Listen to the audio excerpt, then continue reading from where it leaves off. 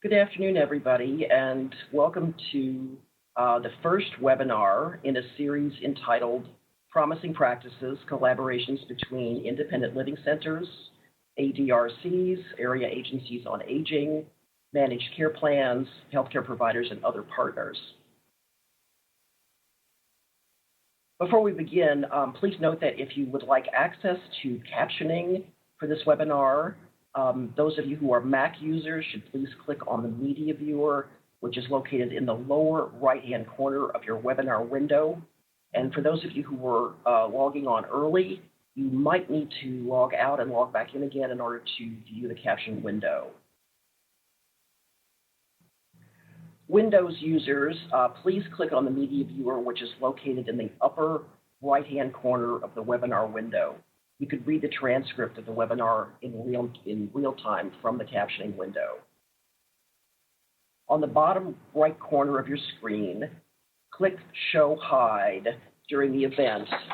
Another window might have caused a media viewer problem, so if that's the case, click the media viewer icon in the upper right-hand corner, and that should bring it back into view. We'll be taking questions following Anna Acton's presentation.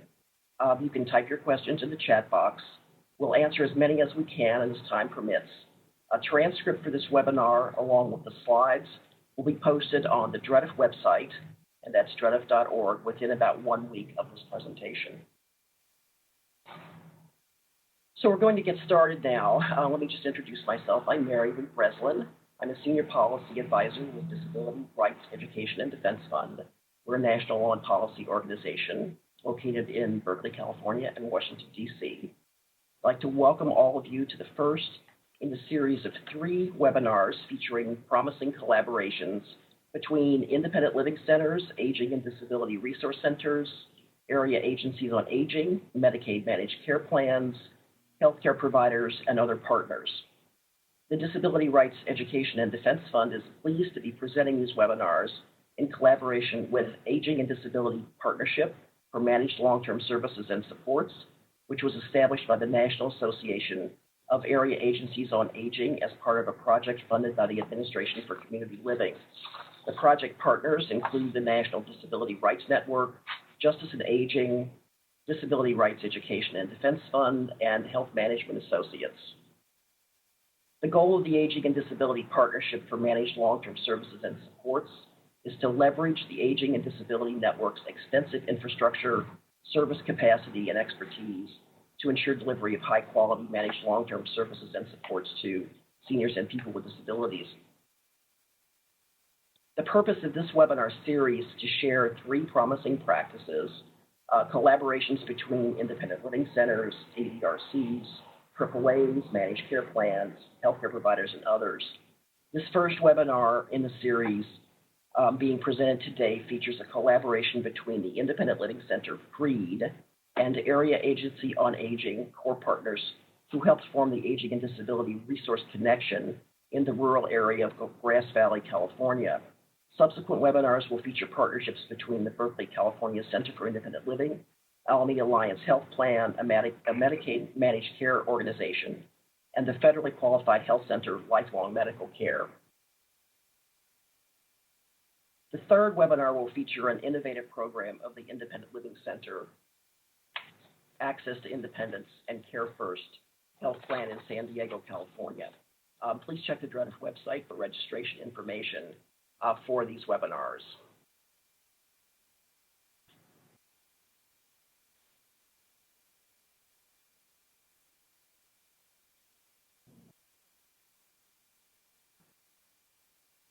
Our goals in presenting these webinars are to illustrate how collaborations between these groups and organizations have the potential to infuse the independent living philosophy and services into LTSS and managed LTSS, improve health outcomes, and increase community living for older adults and people with disabilities. These collaborations hold some potential also to generate cost savings. Presenters for our webinar today are Pam Miller, Executive Director of the Aging and Disability Resource Collaborative, located in rural Grass Valley, California.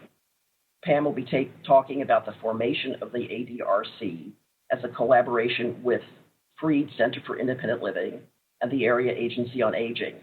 And Anna Acton, Executive Director of Freed, will be talking about 3 innovative collaborations: Care Transitions Interventions and the Integrated Care Coordination for Family Wellness Project, specifically care transition coaching and patient navigation. Sylvia Yee, Senior Attorney with DREDF, will conclude the webinar with a discussion of the policy implications for these programs. And I'd like to extend our really deep appreciation to our presenters for working with us to bring this webinar to you. With that, I'm going to turn this over to Pam Miller. So hang on just one second and we'll do that.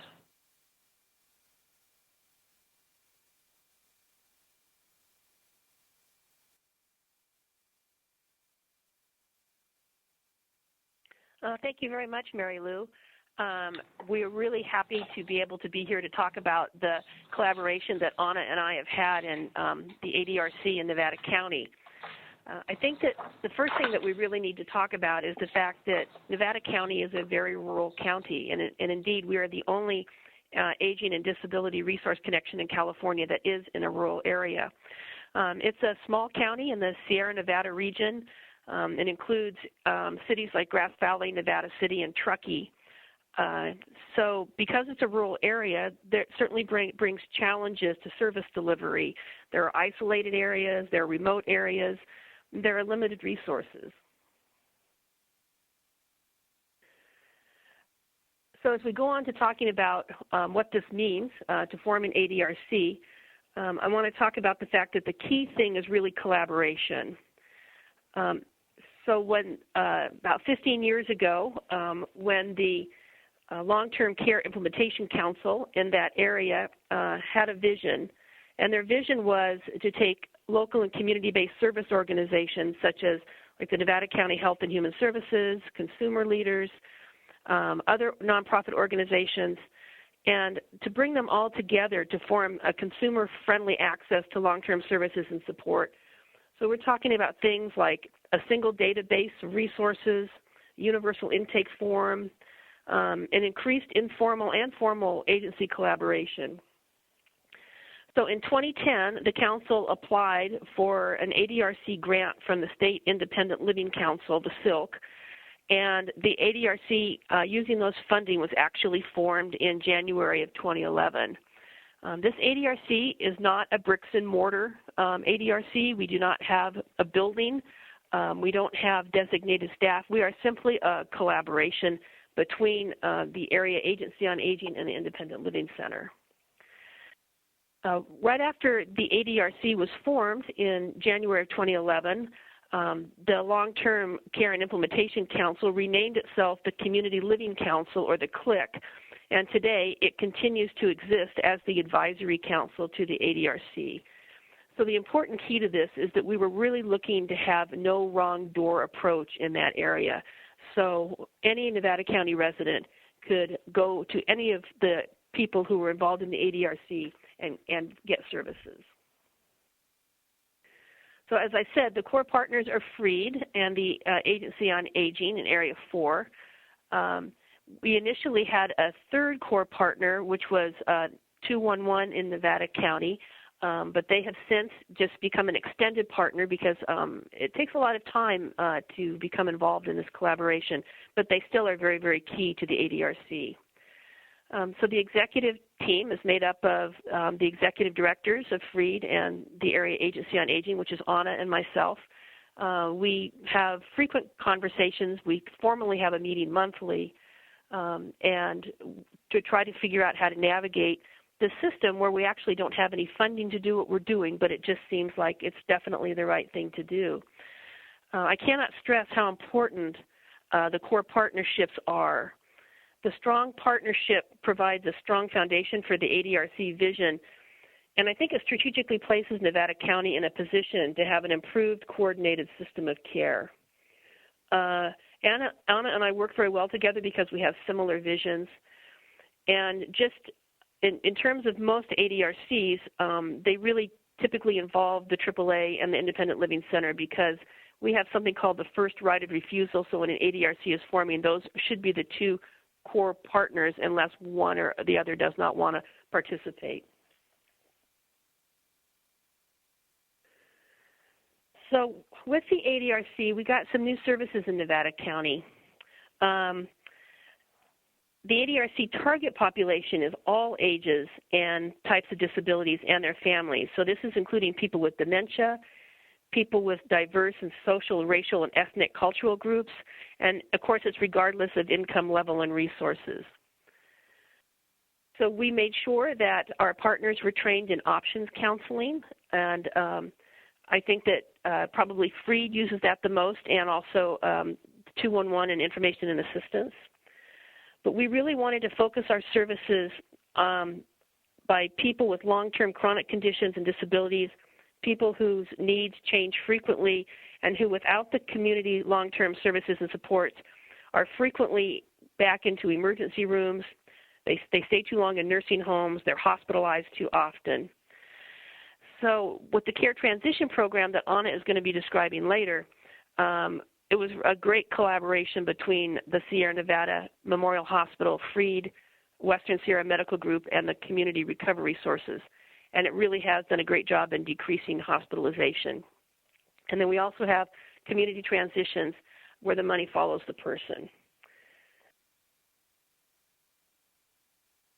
So I think that what we did was we brought new services to Nevada County to really answer a need in that rural area. So this is some of the ADRC consumer demographics. The ADRC model makes sense because there are many overlaps in the aging and disability community. Many older adults have disabilities, and all disabled people are aging. So this is a snapshot of who we are and who we serve. And this was actually taken from the annual report for the ADRC going from October 2013 to September 2014. So as you can see, we certainly serve a lot of older adults, but we also serve people who are not older adults. And we really have a lot of folks with physical disabilities, but we also have some other disabilities included there also.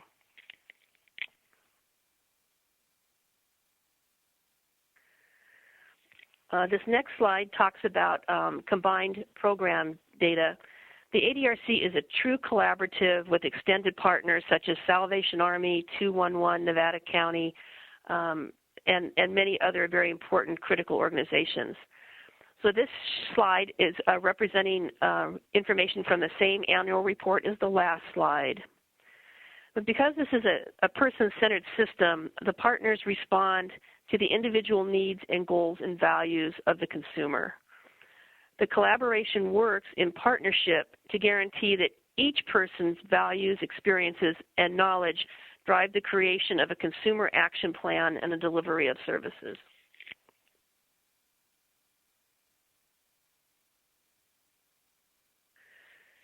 So the strength of the collaboration, as I said before, is key, because collaborating in a rural community has its advantages because there are true relationships in a rural community. People tend to know each other, providers know each other, and the smaller organizations that serve communities within Nevada County really know what those communities need. So this really helps in terms of coordination of service delivery.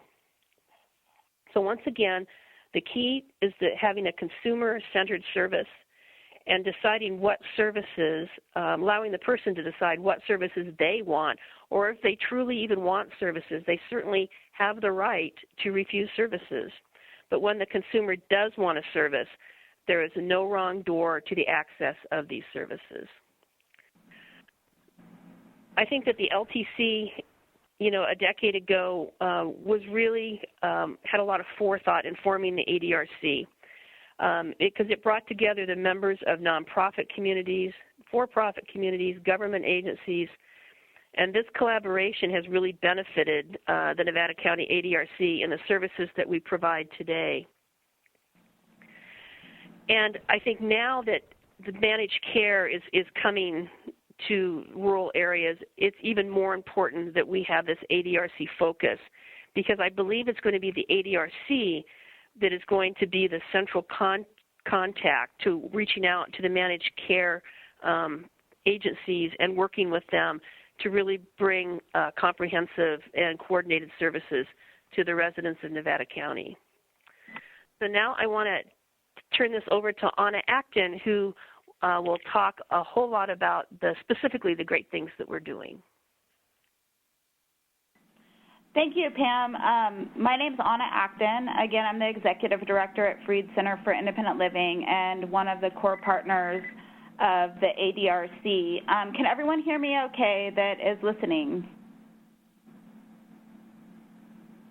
Okay, I'll hope that you're all hearing well and can follow along. So I'd like to start us off by kind of introducing a couple programs that we have been developing and implementing over the last few years. So I'm going to talk first about the Care Transition Intervention Program and then a secondary collaboration that's part of the ADRC that is focused on patient navigation. So I just want to start by saying that, this particular program is housed under in our Independent Living Center, or CIL for those in other states. The staffing that provide the direct services that we're going to be talking about are trained in independent living philosophy, person-centered planning. They have training in motivational interviewing, as well as SBIRT, which is the screening, brief intervention, and referral to treatment, and as well as they're also trained in the care transition intervention model. The focus of the CTI program that we're going to talk about first is really to reduce hospital readmissions. So to begin with, I'd like to talk about some barriers to care for individuals living in our rural community. These may sound familiar to you, whether you're in a rural community or even an urban setting. So in a rural managed care environment, long waits for primary care exist, and there's limited access to specialty care. So we actually are seeing with the Affordable Care Act and the expansion of Medi-Cal managed care that there's been an increased demand on our limited primary care services in our rural setting for those providers that take Medi-Cal or Medicaid. And that's especially true in that it's really been limited now largely to just a few federally qualified health clinics or lookalike clinics that are providing the majority of Medi-Cal primary care services. We also individuals living here tend to have to travel a long ways for specialty care. So it's not uncommon for individuals to be traveling to Auburn and Placer County, Sacramento County, or even down to San Francisco. So people could be traveling as short as a half an hour to as long as 3+ hours to access specialty care services. Also, individuals with disabilities, chronic illness, and complex health conditions frequently require care from multiple settings, right? So many of the people that we work with, whether they're older adults or people with disabilities, and especially if they have chronic illnesses, they often tend to rely on healthcare providers and across multiple settings because of the complexity of their needs. Many patients also have limited ability to navigate the care delivery system. It's confusing. It's difficult for people to understand the processes needed, where they need to go first, who will take what insurance, and often have questions on how to access basic services and to really get their health and disability and aging needs met. Other barriers to care include individuals who are chemically dependent and who are low income. They're not typically connected to any primary care and preventative services. We're going to talk about this more also in our patient navigation piece, but we do see a correlation here in Nevada County around substance abuse, individuals who are low income, individuals who are homeless, who particularly have a hard time accessing preventative services or really services at all. The hospital, especially the emergency department, frequently becomes the focal point in the healthcare system when care is poorly coordinated, and when individuals do not have access to preventative services. So as many of you probably are familiar with, this is where people typically will go for services. And this has especially been true in our current environment. Oftentimes there's long wait times for primary care providers. And so if there's a lack of urgent care opportunities often, and so people end up in the emergency department to access services, which we find usually translates to, that's not really what the ED is designed for. People don't get as comprehensive of care and aren't necessarily really getting their needs met. It's more of a Band-Aid approach, but people will tend to go back again and again.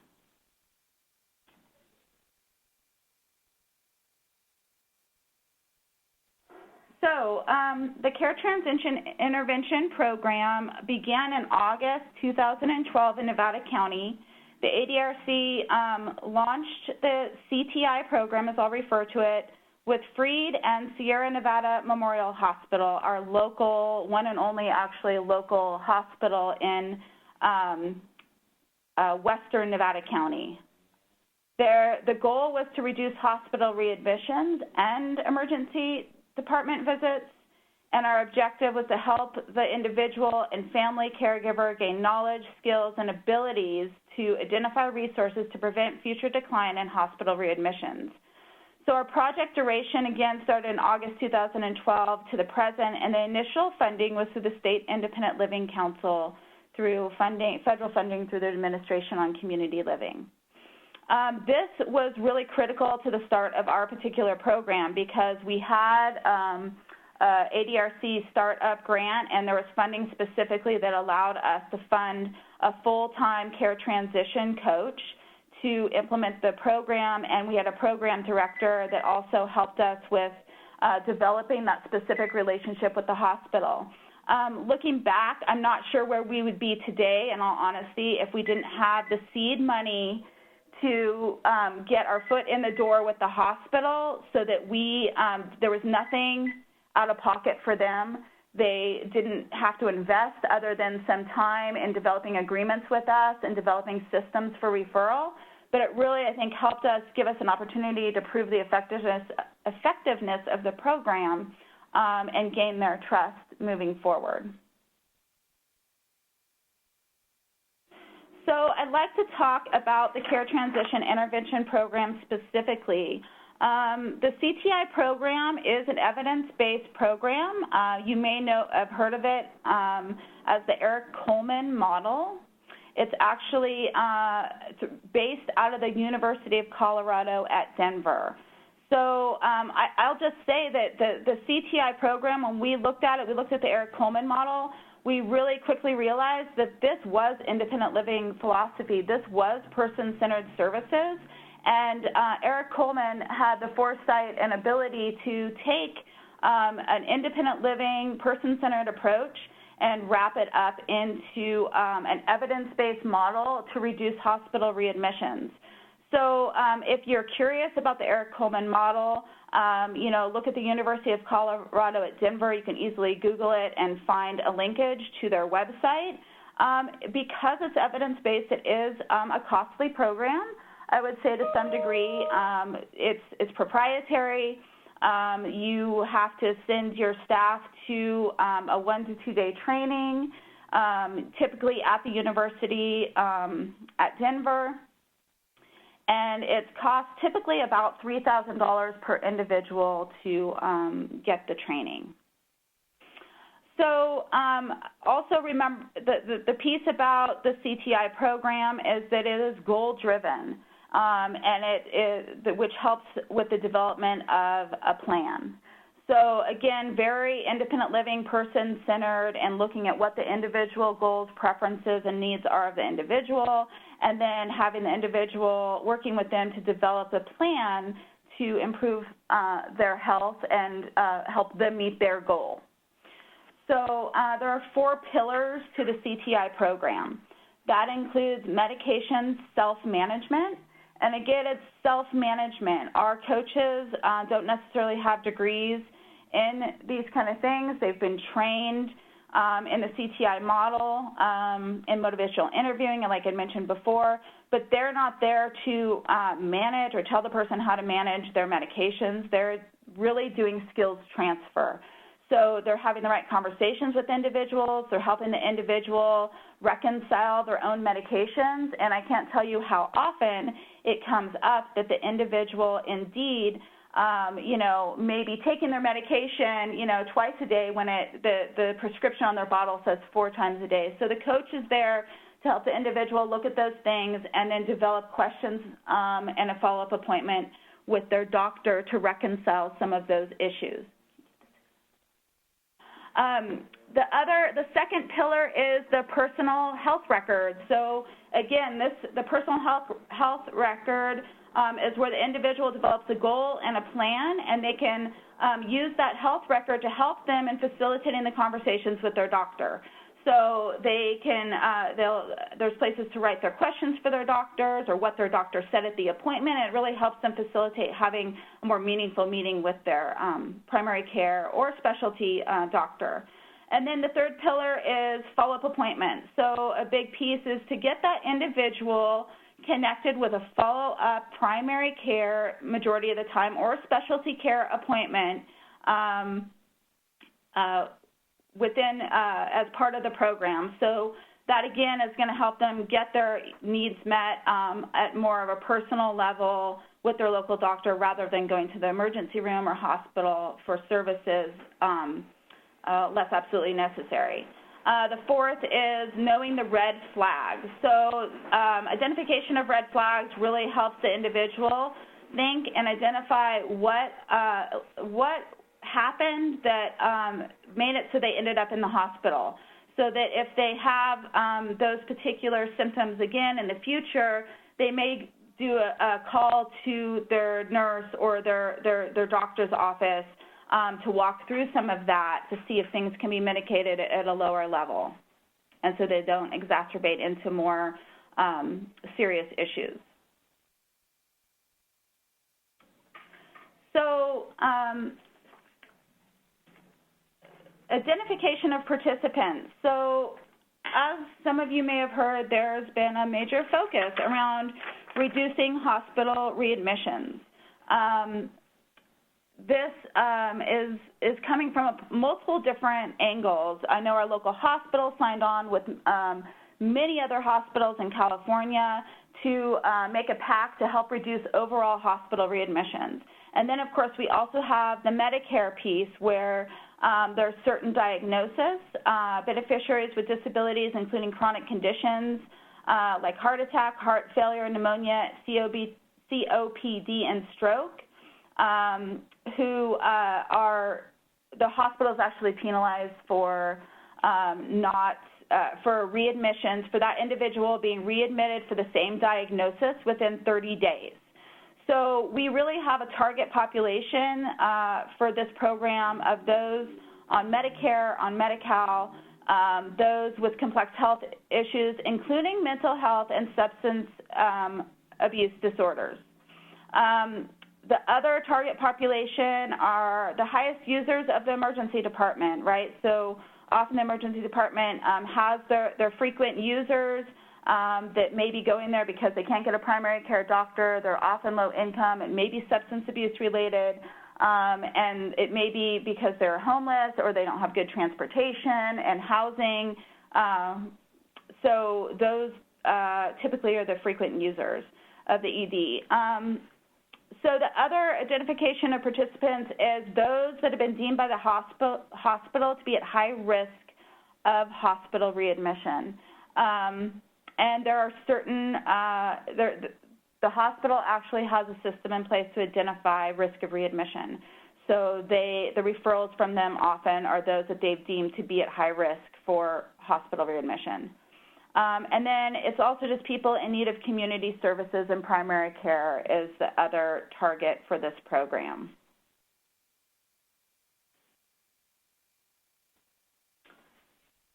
So I want to talk about the intervention strategies.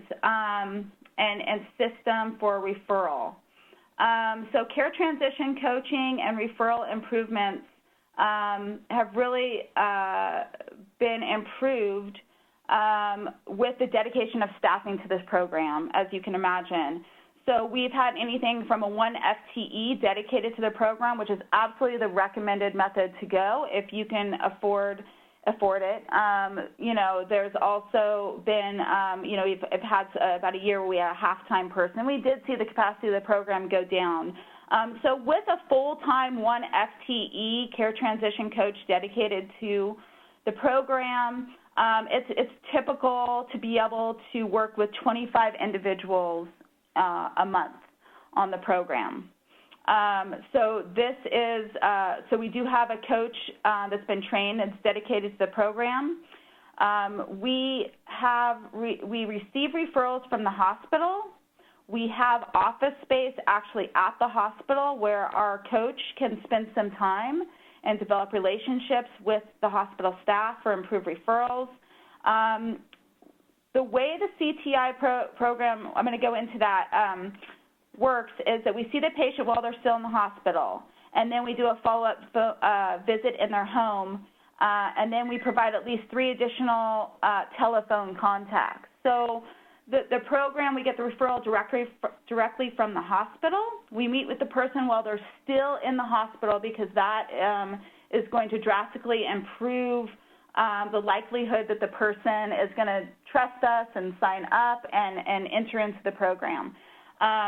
We then, after they've been discharged from the hospital, we visit the person in their home, which is beneficial on many different levels. Often people are more comfortable in their own home setting. You often can see other indicators or issues that might be going on that might spark the ability to ask some of the right questions and have some of the right discussions with the individual. And then we do the follow-up 3 phone calls. All of this is targeted to be done within a 30-day period of time, from time of discharge to when the person completes the program. The benefit of having this program at an independent living center is often if there's ongoing needs and services, then the individual is then referred to another staff member, another program within our organization, and often we have longer relationships than 30 days with the individual. So when we first developed the program, we developed an agreement with the hospital because, as you may imagine, there's a lot of HIPAA issues. There are issues to work through about how you get the referrals from the hospital. Hospital staff are overworked. They have many, lots of things on their plate. And so often it's hard to get the right champion within the hospital to actually make the program work as far as referrals go. So our particular program works in that we have the agreement where we can share information. And just to kind of generally go over that, it allows that the hospital staff has to get explicit written approval from the patient for us to go into the room and see them. Once that's been obtained from the individual, then the nurse will alert us. We've tried a few different methods for that. It often ends up being a phone call. We've had an inbox when our individual coach goes in there to pick up slips for the referrals that have been signed.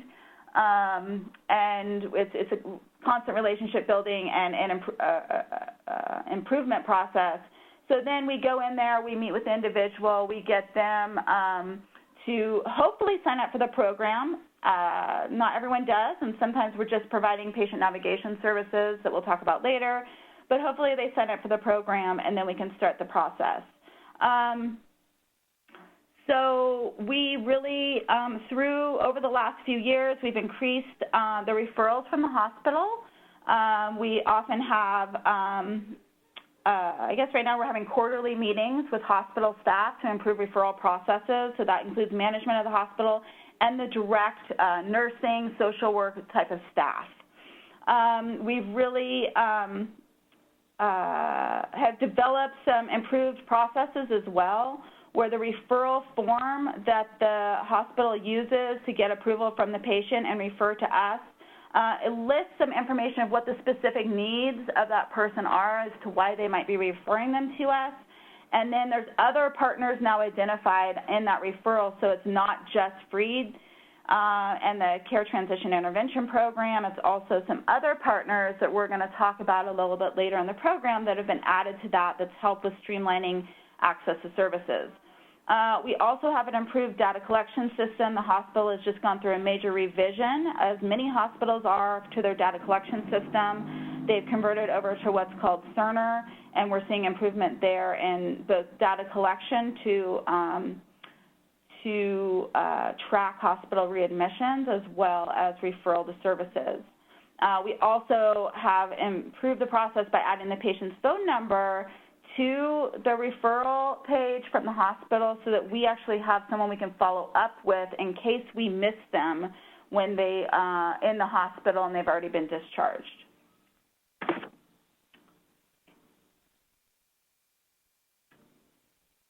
Okay, so just quick numbers for the CTI program.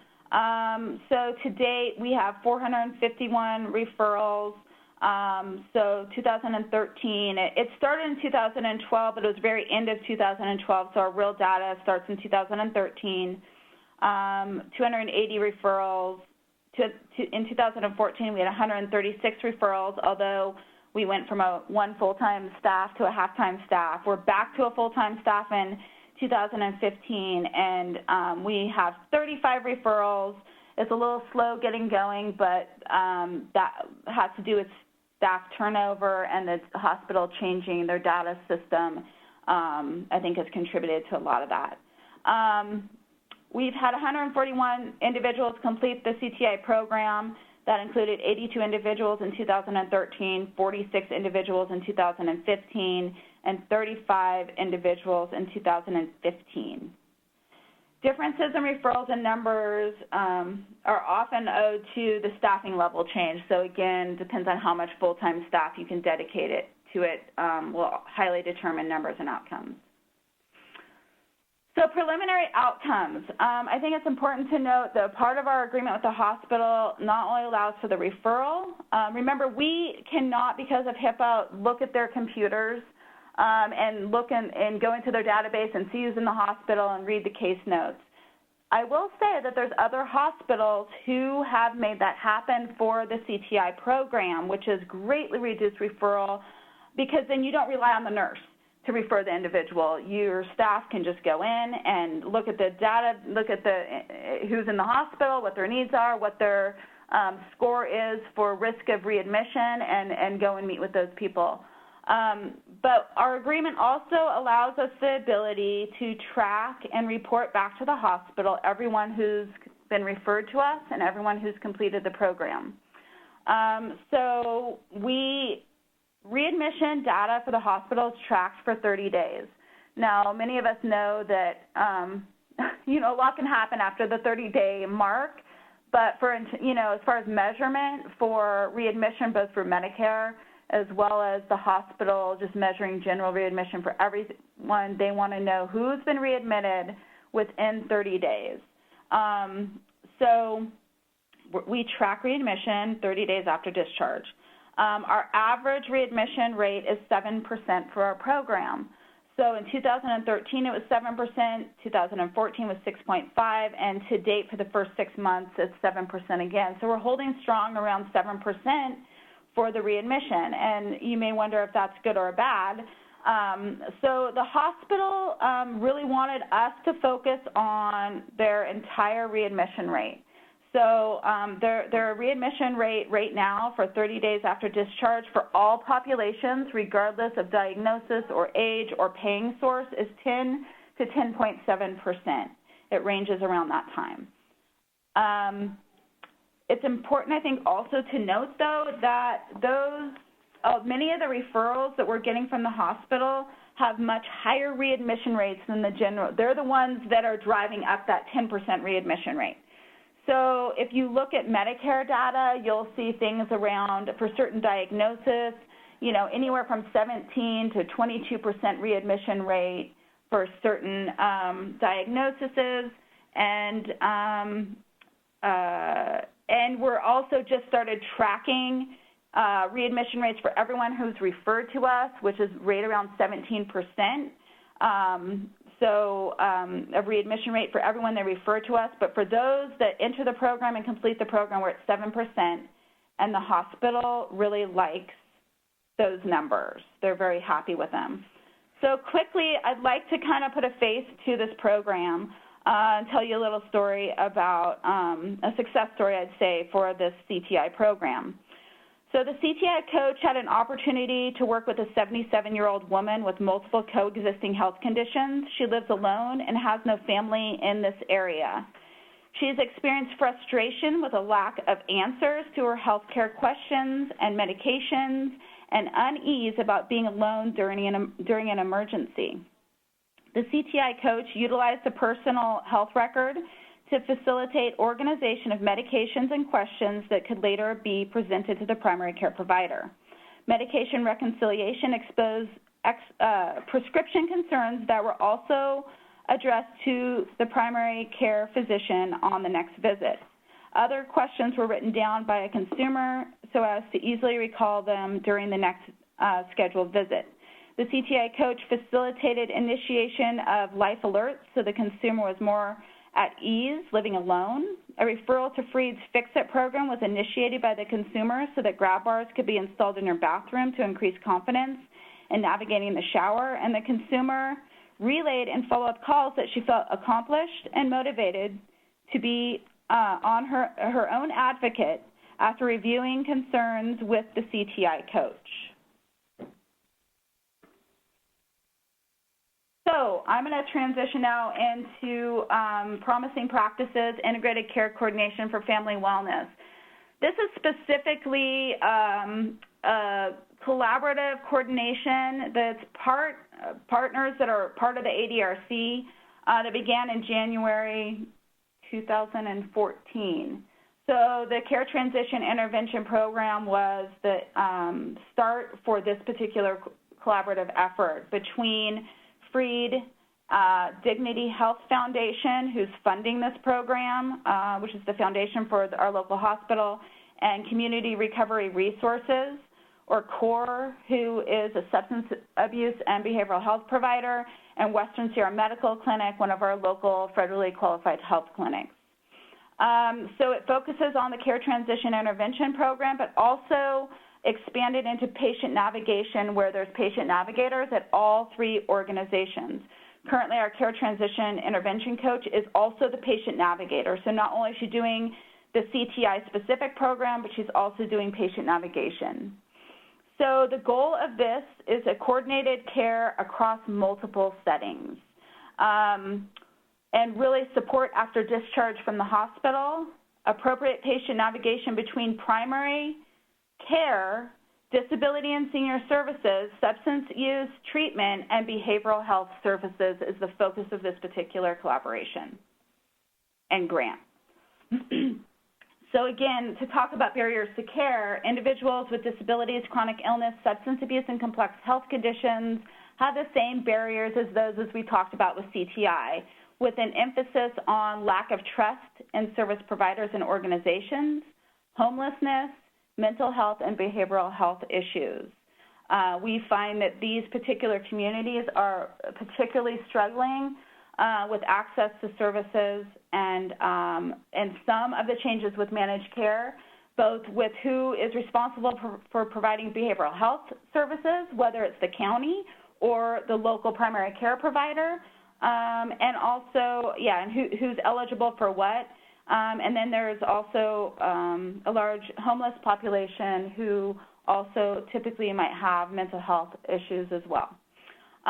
We, again, have long wait times for primary care appointments for Medicaid or Medi-Cal beneficiaries. We find that there's poor care transition is often associated with hospital readmissions and emergency department visits. Research documents research documents lower patient satisfaction and rising healthcare costs due to, 1, medication errors, poor communication, coordination between providers from inpatient to outpatient settings, and preventable adverse events post-discharge. So care transition coaching and patient navigation, again, builds off of the no wrong door approach to accessing services. Care transition coach and patient navigators between the organizations and services enables the no wrong door system of referral and care across organizations. And the goal of it is to secure a primary care appointment before discharge. So our hospital has been super interested in patient navigation in general. Not everyone's going to want to go into care transition intervention program, and frankly, people in the emergency department often are not the target population for the care transition intervention program. So patient navigation means that there are individuals at each organization that's helping the individual navigate not only the medical and healthcare side of it, but also the social service, long-term service and support side of it. And what the hospital has really wanted to have an emphasis on is that the individual that's been admitted into the hospital, ideally even if they're just in the emergency room, would have a primary care doctor appointment secured before being discharged from the hospital. And indeed, that has shown to help improve readmission rates if that person has that connection. Unfortunately, due to long wait times, that has been difficult, but we are, through this collaboration, seeing major improvements in this process. Our Western Sierra Medical Clinic has done a number of things to improve processes to increase access to primary care doctors. And we're already seeing reduced wait times under our program for individuals to get into a primary care appointment. And just last week, I want to say, they opened up an urgent care system, which is huge. We did not have that in Nevada County. We had an urgent care, but they did not take Medi-Cal. And often we are talking about Medicaid, Medi-Cal patients. So in June 2014, Freed and Sierra Nevada Memorial Hospital developed a second agreement to expand services to include patient navigation. And then in August 2014, we did finally secure our actual office space at Sierra Nevada Memorial Hospital, which has dramatically increased the referral and process for both the Care Transition Intervention Program and patient navigation. So patient selection criteria for CTI are that they are Medicare or actually Medi-Cal beneficiaries with disabilities, chronic conditions, including mental health and substance abuse. They're, again, the high users of the emergency department and regardless of source of insurance. And they also have high rates of readmissions to the hospital or recidivism for the emergency department. And they're people in need, again, of community services and primary care. So the way the program works is because Freed has an agreement with the hospital, we already have space at the hospital, we end up being the place of first referral for most cases. So our care transition coach who does the patient navigation goes in, they meet with the individual while they're still in the hospital. If they identify a need for a primary care, that the person needs a primary care or a medical home, health home really, then they refer that person and connect them, do a warm handoff to the patient navigator at Western Sierra Medical Clinic. If they are identified as having behavioral health or substance abuse issues, they are referred to the patient navigator at CORE. So to date, we have 46 patient navigation referrals for this year, 18 to Western Sierra Medical Clinic, 5 to CORE, 6 to other Freed staff, and 17, those are from. So 18 referrals to our patient navigator from Western Sierra because patient navigation is both ways. 5 from the substance abuse provider core and 6 from other Freed staff, and then Sierra Nevada Memorial Hospital has given us 17 referrals to date. So we are, again, just beginning to measure readmissions and emergency department recidivism. So the interesting, just initial, this is brand new, measuring the readmissions for anyone who's referred to the patient navigation program that's readmitted within 30 days or visited the emergency department within 30 days. And we're finding that there's been no readmissions, just our initial first month's worth of data collection on that. So I think it's very promising. So again, I'm going to give you a quick story to kind of put a face to the individual, if I can find it. Okay, so to give you an example of patient navigation, the patient navigator, who's our care transition coach at Freed, worked with a woman in her early 50s who has had a history of mental health issues and substance abuse and has had 3 brain surgeries. She has been readmitted to the hospital several times over the course of several of the previous 6 months.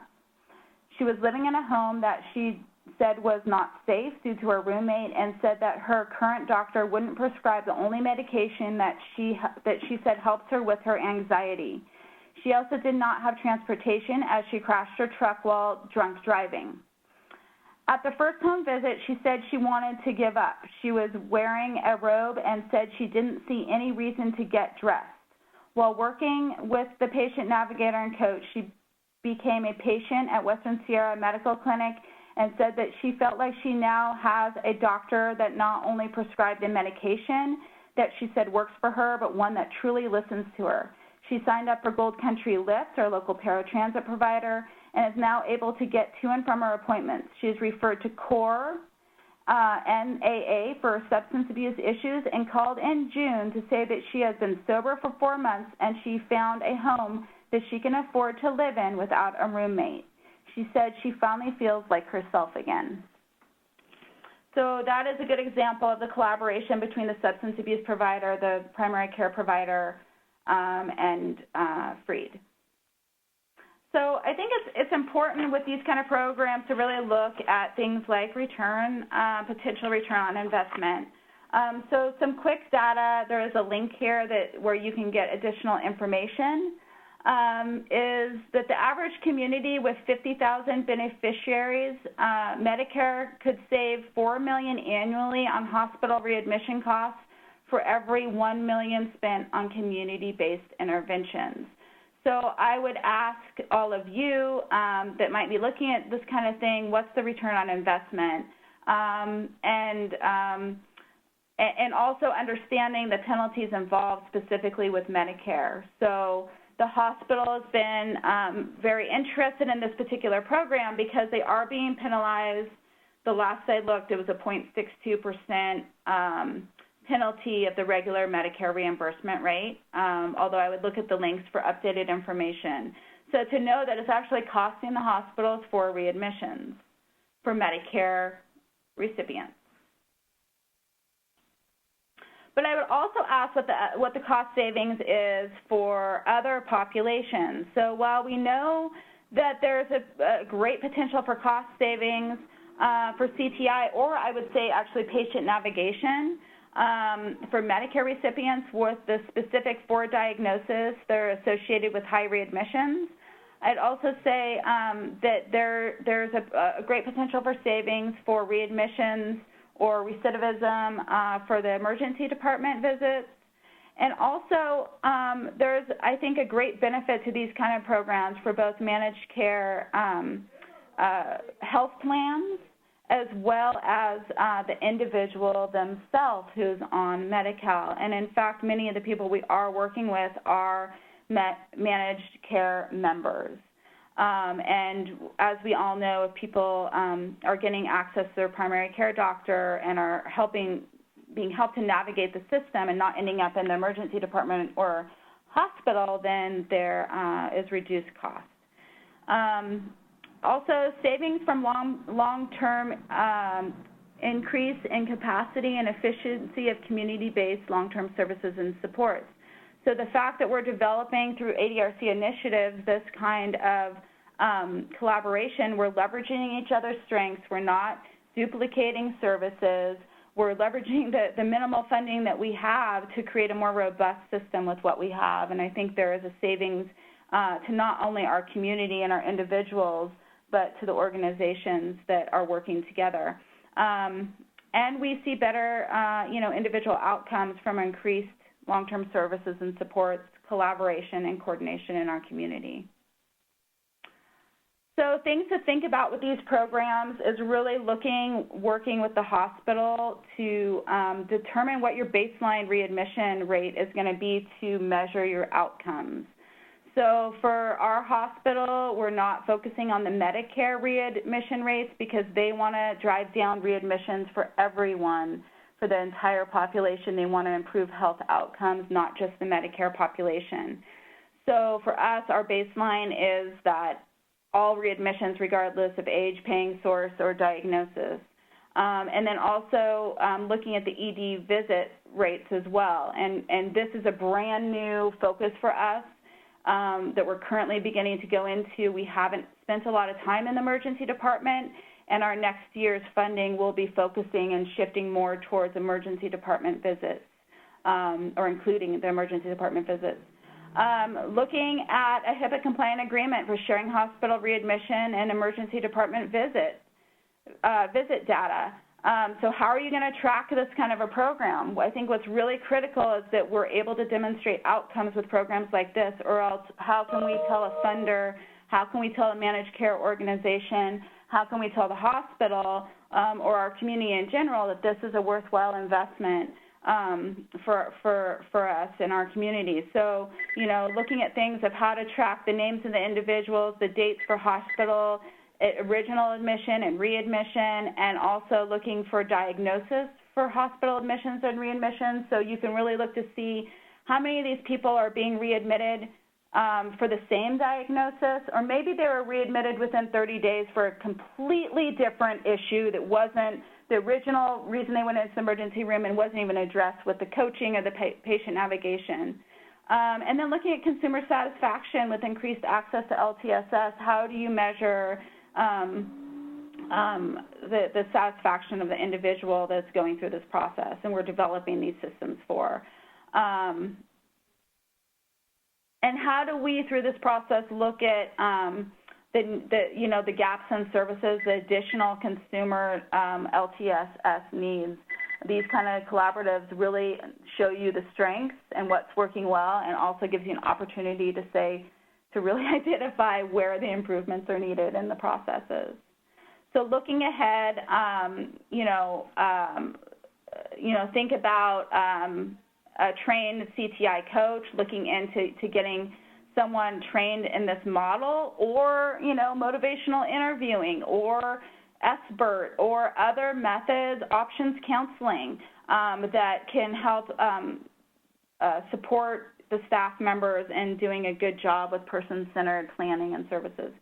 We're looking to improve referral process that's always ongoing. It doesn't just that you create a process and it works well. We find we create a process, we try it out, and then it's a moving target. There's new staff that come in, and really finding that champion within the hospital that, for us, we have a particular nurse that's been the champion that has helped make this, I think, really successful. What's going to happen with the rural expansion of Medi-Cal managed care and our move to manage LTSS? These are the things on the horizon. Right now, for both the patient navigation for Freed, for the Western Sierra Medical Clinic, and for CORE, patient navigation is not a billable service under Medi-Cal. So we're all doing it because we know it's the right thing, because we come across stumbling blocks every day where the doctors are saying, how can I treat the diabetes when the person doesn't have a roof over their head? They don't have access to healthy, nutritious food, and they don't have transportation. And that's where this collaboration can help that. But it's not necessarily a fundable program either. So we're having to, under Medi-Cal, we have to look for resources to fund these kind of initiatives or do some advocacy to get things like that changed.